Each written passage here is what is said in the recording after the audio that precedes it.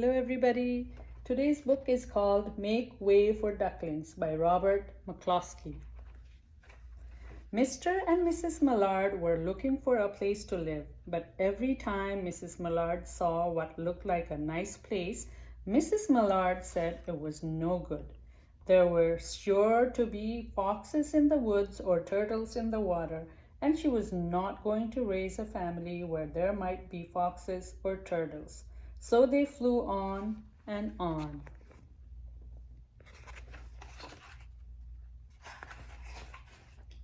When they got to Boston, they felt too tired to fly any further. There was a nice pond in the public garden with a little island on it. The very place to spend the night, quacked Mr. Mallard. So down they flapped.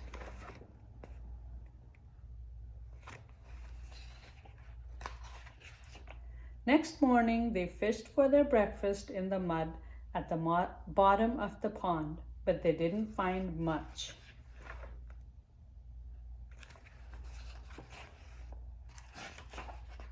Just as they were getting ready to start on their way, a strange, enormous bird came by. It was pushing a boat full of people, and there was a man sitting on its back. "Good morning," quacked Mr. Mallard, being polite. The big bird was too proud to answer, but the people on the boat threw peanuts into the water, so the Mallards followed them all round the pond and got another breakfast better than the first.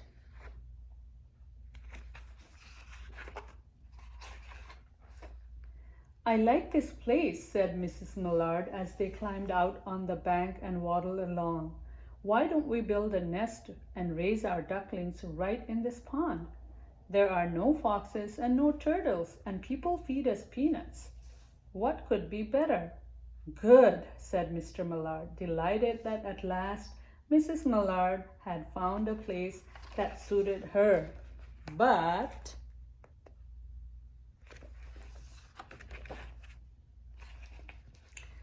"Look out!" squawked Mrs. Mallard, all after dither. "You'll get run over." And when she got her breath, she added, "This is no place for babies, with all those horrid things rushing about. We'll have to look somewhere else." Look at that. So they flew over Bacon Hill and round the State House, but there was no place there.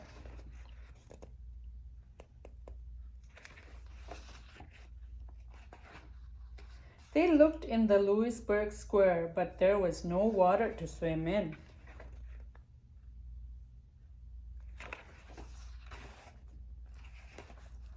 They flew over the Charles River. "This is better," quacked Mr. Mallard. "That island looks like a nice quiet place, and it's only a little way from the public garden." "Yes," said Mrs. Mallard, remembering the peanuts. "That looks just the right place to hatch ducklings." There's the island over here. So they chose a cozy spot among the bushes near the water and settled down to build their nest. And only just in time, for now they were beginning to molt. All their old wing feathers started to drop out, and they would not be able to fly again until the new ones grew in.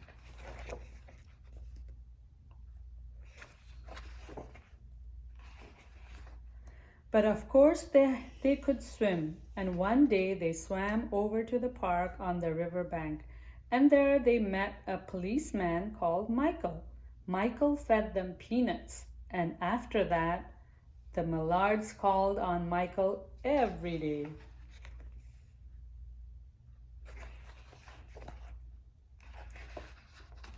After Mrs. Mallard had laid eggs in the nest, she couldn't go to visit Michael anymore because she had to sit on the eggs to keep them warm. She moved off the nest only to get a drink of water or to have her lunch or to count the eggs and make sure they were all there.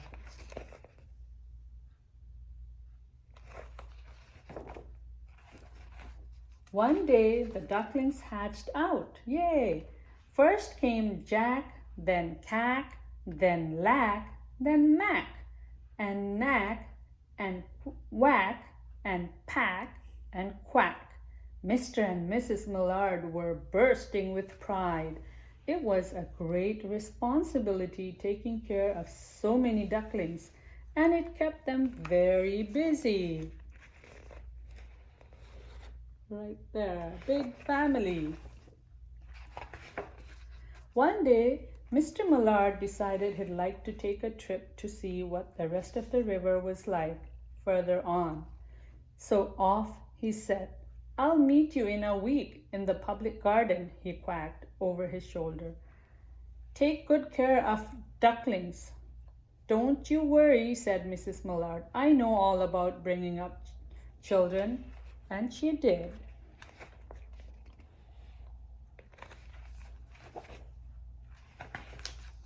She taught them how to swim and dive.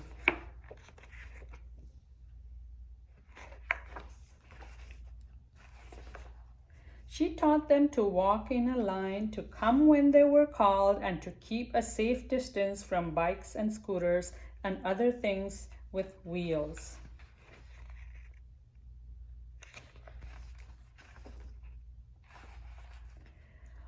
When at last she felt perfectly satisfied with them, she said one morning, "Come along, children, follow me."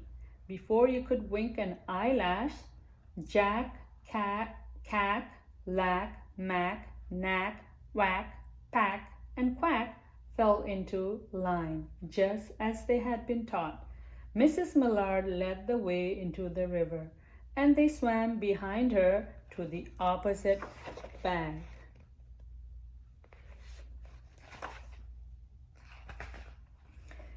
There they waded ashore and waddled along till they came to the highway.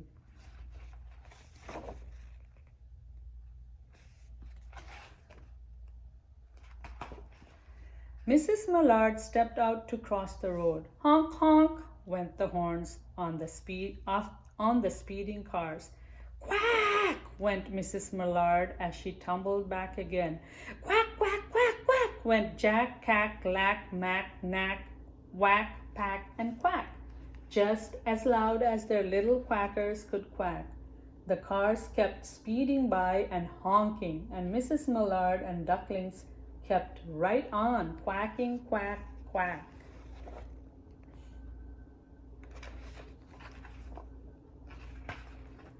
They made such a noise that Michael came running, waving his arms and blowing his whistle.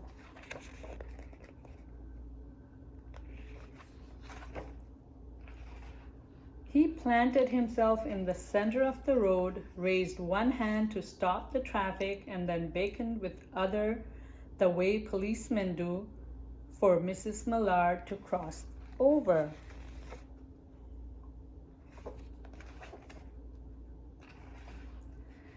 As soon as Mrs. Millard and Ducklings were safe on the other side and on their way down Mount Vernon Street, Michael rushed back to his police booth.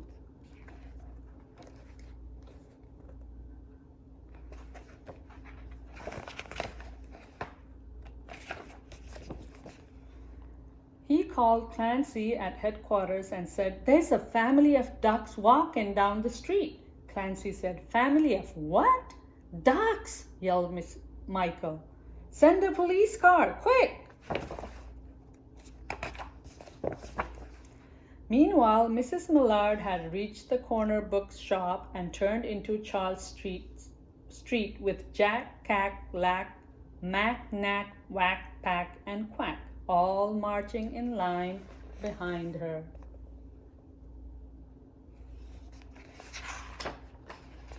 Everyone stared. An old lady from Bacon Hill said, "Isn't it amazing?" And the man who swept the street said, "Well now, ain't that nice?" And Mrs. Millard heard them. As Mrs. Millard heard them, she was so proud, she tipped her nose in the air and walked along with an extra swing in her waddle. There. When they came to the corner of Bacon Street, there was a police car with 4 policemen that Clancy had sent from headquarters. The policemen held back the traffic so Mrs. Millard and Ducklings could march across the street. How nice! You see the duck and the ducklings over here?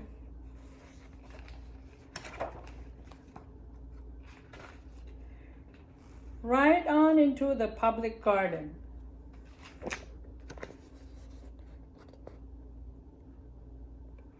They're going home, right?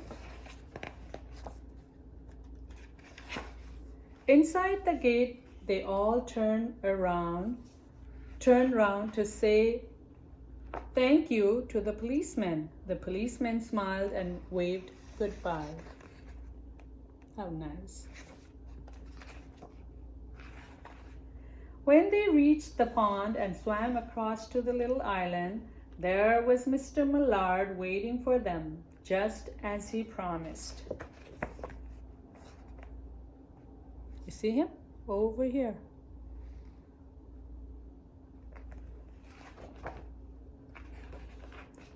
The ducklings liked the new island so much that they decided to live there. All day long they follow the swan boat and eat peanuts.